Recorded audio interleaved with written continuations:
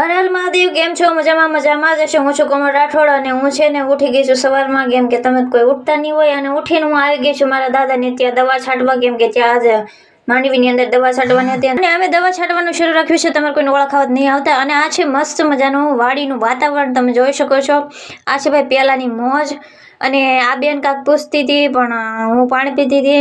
એ એમ જોવે છે કે કોઈ દિવસે ને પાણી પીતું માણા ન જોયું ને એમ મારી સામું જોતી હતી. મેં પછી એનો વિડીયો ઉતારી લીધો. પાણી હતું કંઈ દારૂ થોડું હતું તે એ મારી સામું એમ જોતી હતી. પણ મિત્રો પાણી એમ એકદમ મીઠું હતું. તમે કદી પીધું નહીં હોય. પછી છે ને બા મસ્ત મજાનો ચા લઈને આવી ગયા ને આ ભાઈ આ દ્રશ્ય છે ને એકદમ મસ્ત હતું. અને પછી મિત્રો થોડાક સોટા એમ થઈ ગયો ગોરો ગોરો, ઓલા કાળામાં ગોરો નહીં પણ ગારો ગારો થઈ ગયો. છાંટા થોડાક આવ્યા અને બધું બગાડી નાખ્યું. અને અમારે દવા છાંટવાની લાટ બાકી હતી તોય ભાઈ આપણે કંઈ મેકી નહોતી દીધું. લડી જ લેવાનું, પછી ક્યાં વાત રહે, પછી ગમે એ થાય. અને પછી તો મેં છે ને ખડની દવાનો ભીરો પોપ અને આજ તો ખડની પેઢીઓ ન ઉપાડેલો તો મારું નામ કોમલ રાઠોડ નહીં હોય. પછી મારા દાદા એમ પૂછતા હતા કે પેલાની કાંઈ દાડીઓ બાકી છે તને યાદ છે? મેં કીધું દાદા મગજ હોય તો હું જોઈ, મને દાડીઓ કાંઈ યાદ નથી. એનું હું નિસ્વાર્થ ભાવે જાઉં છું, દાડી ન ભાવે ક્યારે નથી જતી, પણ દાદા કોઈ ખાલી હાથે મોકલતા નથી. અને પછી મિત્રો થોડીક સાફ સફાઈ કરી દે. અને પછી છે ને કાકાના થોડીક મજા નથી ને એટલે કાકીને ને એટલે પાછી હું થોડાક બે કોપ છે ને દવા છાંટવા ગઈ હતી ને બેને દરવાજો દઈ દીધો.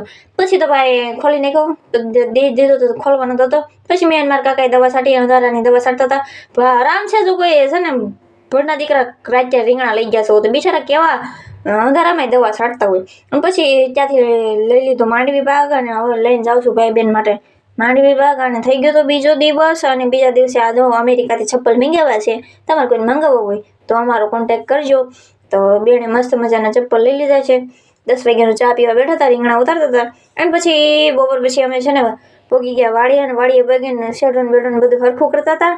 અને એવામાં ભાઈ અમારી ઘરેડી થઈ જાય એટલે અમે બધા ઝોલા ખાવી છે. બધા આ બેને કાંક વિચારતા હતા તે અમે વિડીયો ઉતારી લીધો. એમાં દાંત કાઢવાની શું જરૂર હતી, કઢાઈ ગયા આપણે હાલ છે બીજું હું. એટલે અમે આ બગી ગયા હતા. અને ઘરેડીઓની બધી વાઈટ હતી.